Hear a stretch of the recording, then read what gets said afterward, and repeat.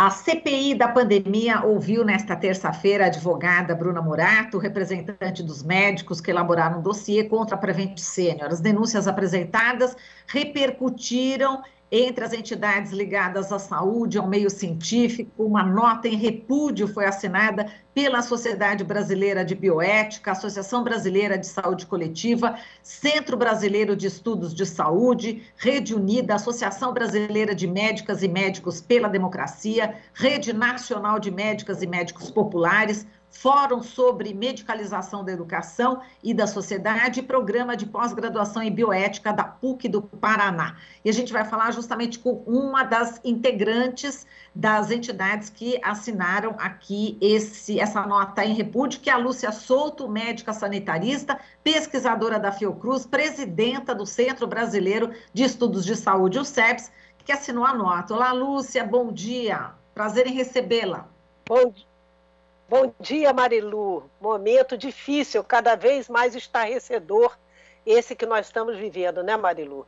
Sem dúvida, Lúcia.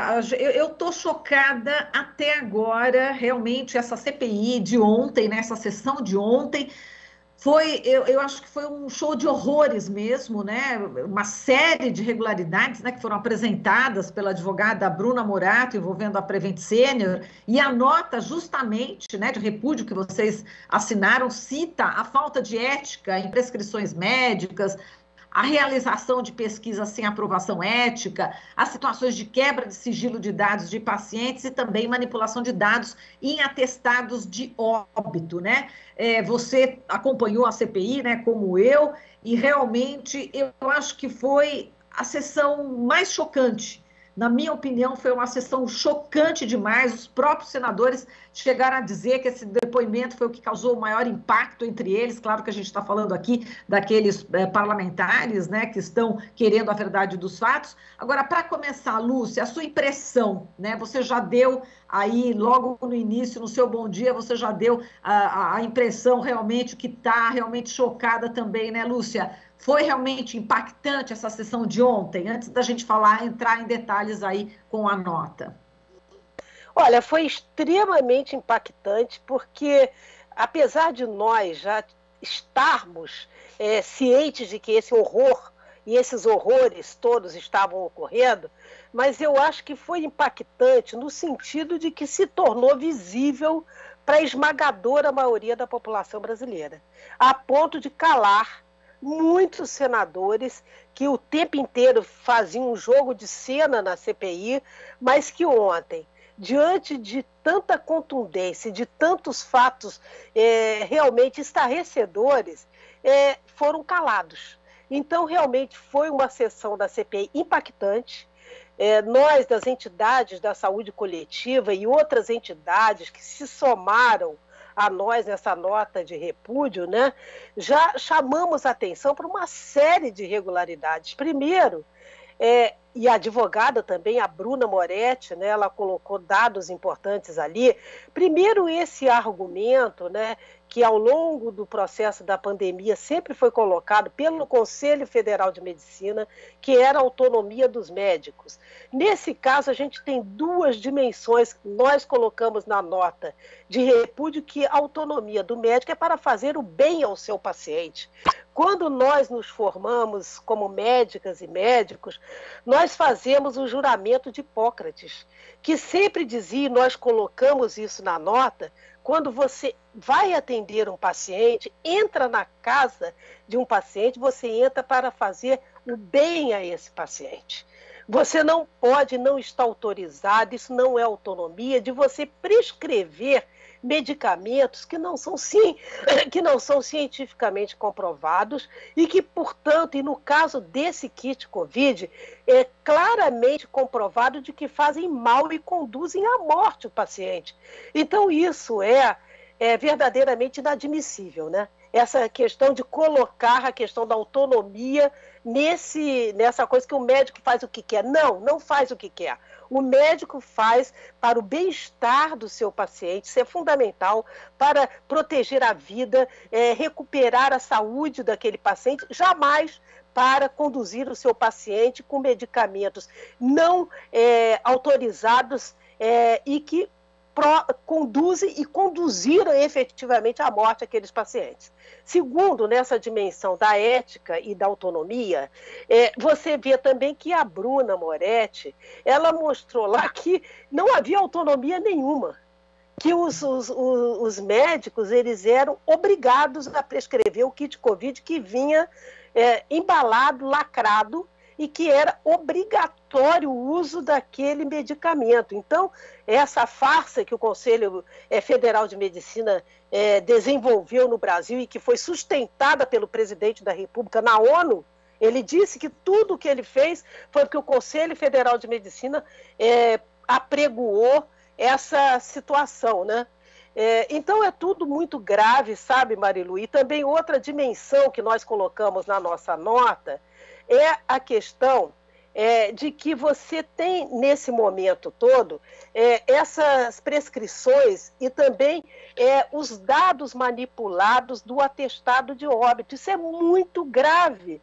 Nós vimos que até um diretor dessa clínica que estava com Covid foi internado numa unidade de cardiologia, podendo contaminar todo mundo. Que gente é essa? Irresponsável. Outra coisa chocante na CPI, que para muitos de nós se tornou a frase do ano, entendeu? Óbito também é alta.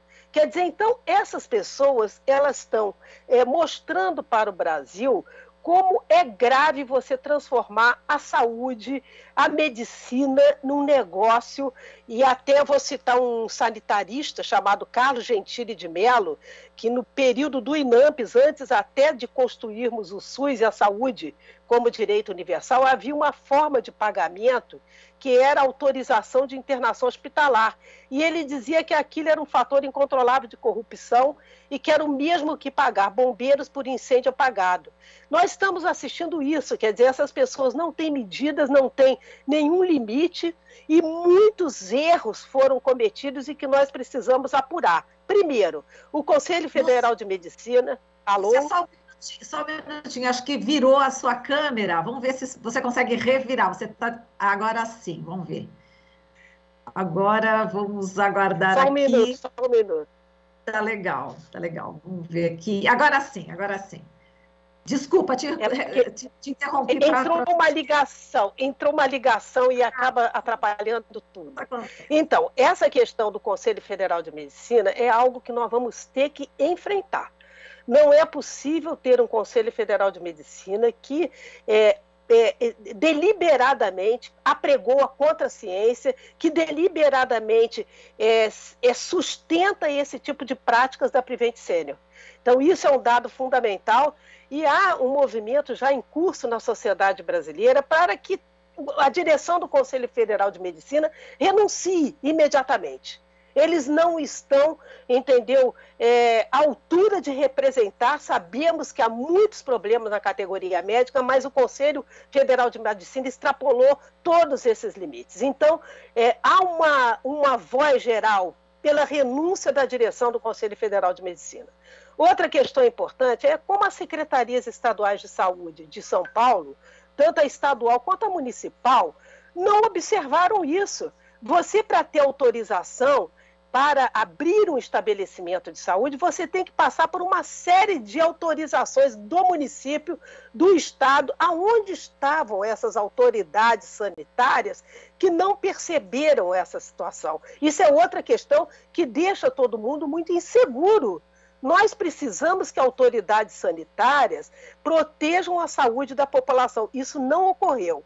A terceira questão, que eu acho também importante, é a ANS. A Agência Nacional de Saúde, ela tinha obrigação de estar acompanhando isso. E tem a obrigação hoje de intervir na Prevent Senior. Intervir porque são 500 mil pessoas associadas desse plano, né, desse grupo, e essas pessoas não podem pagar o pato, digamos assim, por esses crimes que essa direção cometeu. Então a ANS precisa intervir e achar uma saída, porque tudo isso está legalmente previsto. Então não tem nada de extraordinário a gente exigir que a ANS se posicione de uma maneira rápida e efetiva para, inclusive, assegurar os direitos contratados dessas 500 mil pessoas que estavam nessa clínica, né? nesse plano. E outra questão, Marilu, que eu acho importante, é que a saúde realmente não pode ser mercadoria. Isso deixou claro. Eu, inclusive, tive uma lastimável experiência na década de 90, quando houve a morte dos idosos na Clínica Santa Genoveva, no Rio de Janeiro. Eu presidi uma comissão parlamentar de inquérito naquele momento. E eram 102 idosos que morreram em 2 meses e 10 dias, com uma associação de benzodiazepínico e haloperidol, que deixava esses pacientes dopados, e eles morreram desidratados e desnutridos. Isso é uma história que se repete agora com a Prevent Senior.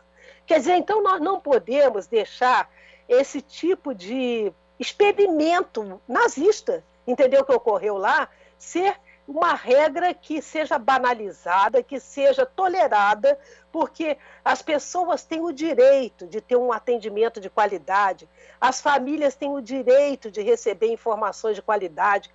Por exemplo, qualquer pesquisa que é feita, a pessoa tem que fazer uma autorização, um termo de autorização esclarecido. Esses pacientes, eu acho que até a doutora Bruna, ela ressaltou isso, são um grupo de idosos muito, às vezes, fragilizados naquele momento de doença, então reconhece naquele médico uma esperança. Isso é natural, entendeu? Quer dizer, então a relação ali era muito assimétrica.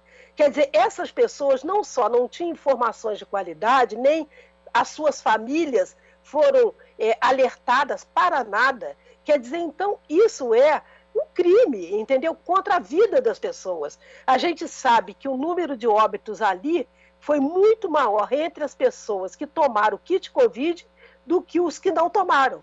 Então, são dados muito densos, muito consistentes e que exigem um posicionamento. A CPI ficou chocada, nós vimos isso, vários senadores estarrecidos e muitos comentando que foi a mais impactante sessão da CPI. Então, realmente, estamos diante de um gravíssimo problema e só para colocar mais um, a gente viu ontem a relação da direção da clínica com aquela equipe que assessorava o presidente da República. Todo aquele grupo, a doutora Anise, aquele outro infectologista, quer dizer, era ali realmente algo organizado por este governo. Mais uma vez, até aquela expressão que muitos achavam que era exagerada, do genocídio, não é. Nós estamos vendo que era um projeto realmente de fazer as pessoas falsamente terem uma esperança. Ela usou isso, a doutora Bruna, ela dizia o que eles estavam querendo, e o Ministério da Economia exigia que não poderíamos evitar aglomerações, a gente tinha que, a economia não pode parar, essa falsa contradição que desde o início nós colocamos, isso é falso. Os países que enfrentaram e fizeram uma boa gestão da pandemia tiveram resultados até na economia muito melhores. Então, aqui o que ocorreu? O Ministério da Economia intervir dessa maneira e colocar esse kit Covid como uma falsa esperança, uma mentira para a sociedade brasileira, uma mentira grave, porque levou à morte milhares de pessoas.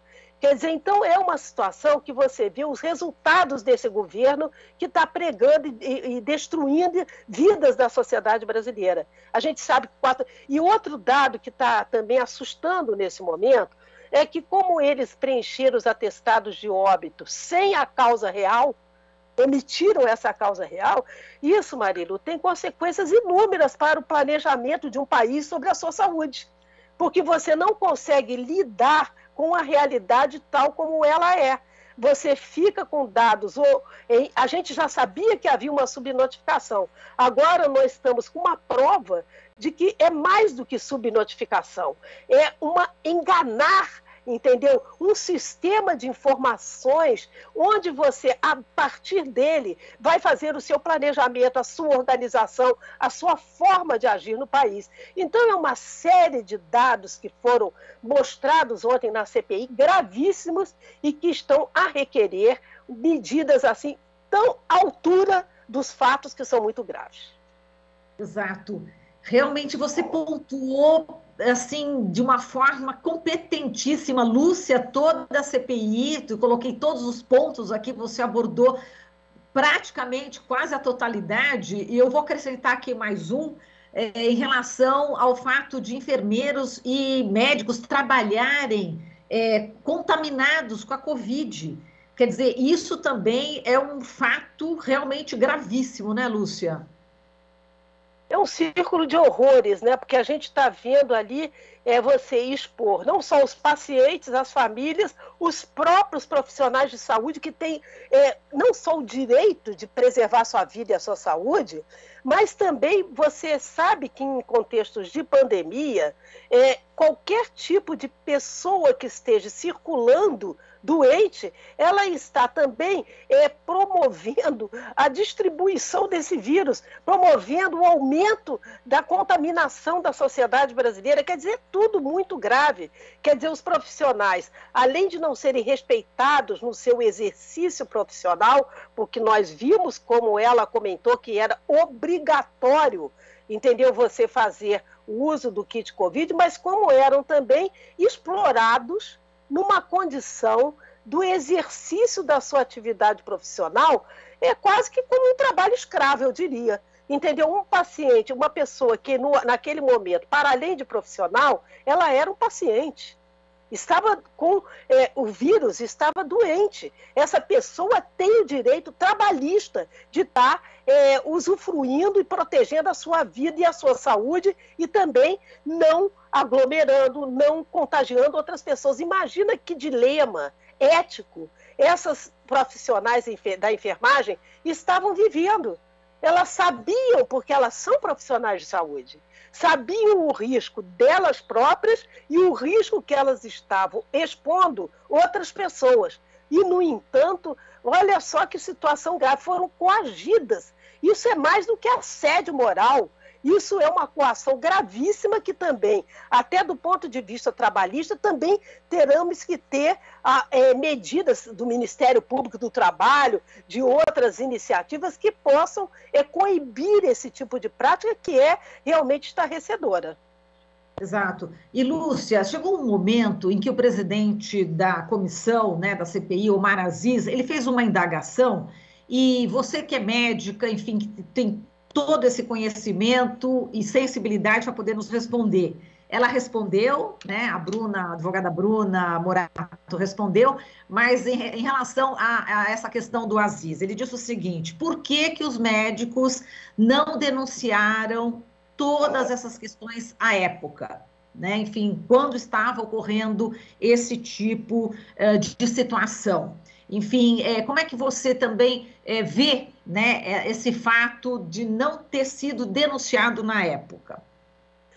Olha, eu acho, Marilu, que isso está num contexto de uma crise ética gravíssima na corporação médica.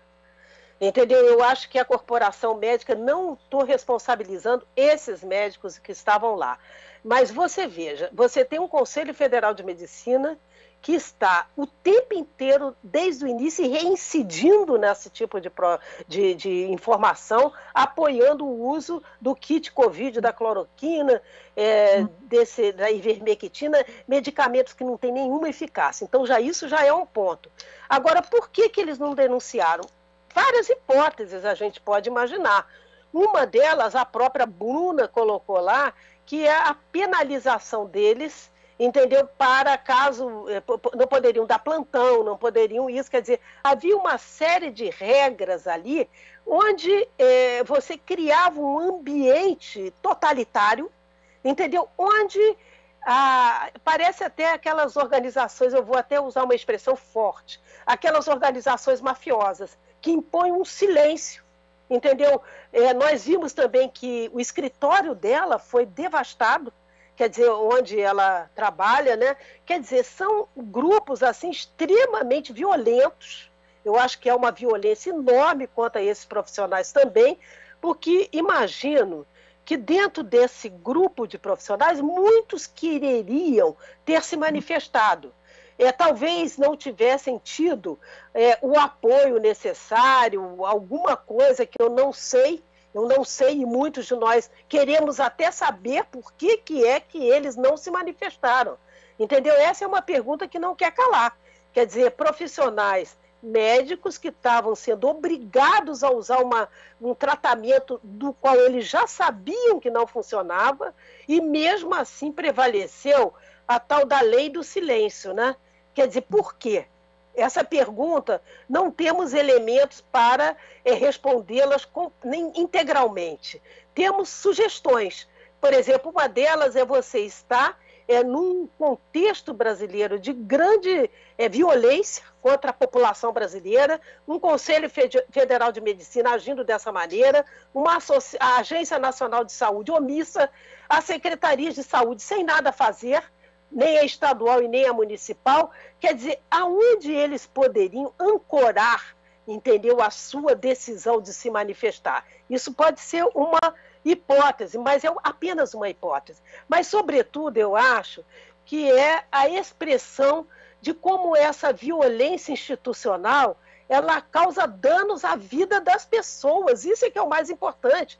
É um grande alerta para os médicos no Brasil inteiro, médicas e médicos. E por isso essa nota de repúdio nossa, ela foi assinada, além das nossas entidades da saúde coletiva, pela Associação Nacional de Médicas e Médicos Populares, pela Associação de Médicas e Médicos pela Democracia, e também esse movimento que eu coloquei no início da nossa conversa, que cresce com relação à renúncia da direção do Conselho Federal de Medicina, uma intervenção da ANS na CLI, para a gente criar um ambiente que possa destapar essa pressão, entendeu, que está sobre o exercício desses profissionais e que possam ter uma liberdade para fazer o seu exercício de uma forma ética, de uma forma onde realmente prevaleça o juramento de Hipócrates. Eu quero fazer o bem do meu paciente, eu estou aqui para isso e quero que o meu exercício profissional seja compatível da proteção da vida, da recuperação da vida dos meus pacientes e não da condução desses pacientes à morte. Então, precisamos criar um outro ambiente no país para que esse tipo de postura não seja tão massacrada e tão asfixiada. Eu acho que esse é uma asfixia que impediu ou ajudou que esses médicos tivessem essa dificuldade. Mas são hipóteses. Mas, de qualquer maneira, uma coisa não é hipótese. Esse contexto que nós estamos vivendo no Brasil favorece essa cadeia de negligências e omissões que acabam conduzindo a essa tragédia que é a maior calamidade da história do Brasil. Lúcia, eu queria conversar com você mais ainda. Esse tema não vai se esgotar nessa entrevista. A gente vai voltar em outra oportunidade para a gente continuar, porque tem aqui um gancho do Bruno Daniel Moraes, o internauta, dizendo que o SUS, mais uma vez, se demonstra ainda mais necessário, tem que dar um fim nessas máfias da saúde particular e investir em saúde pública para todos. Eu vou deixar esse tema para a nossa próxima conversa, porque o nosso jornal... Mas só acabar com essa fala do Bruno, né? Dizendo Sim. que nós estamos hoje batalhando pelo SUS 100% público. Muito bem, é isso mesmo, Lúcia. Um beijo para você, muito obrigada, querida, pela sua lucidez, pela sua competência, pela sua coragem, viu? Um grande abraço, muito obrigada, viu, por suas palavras muito importantes hoje. Um forte abraço. Você está ouvindo Jornal Brasil Atual. As notícias que os outros não dão.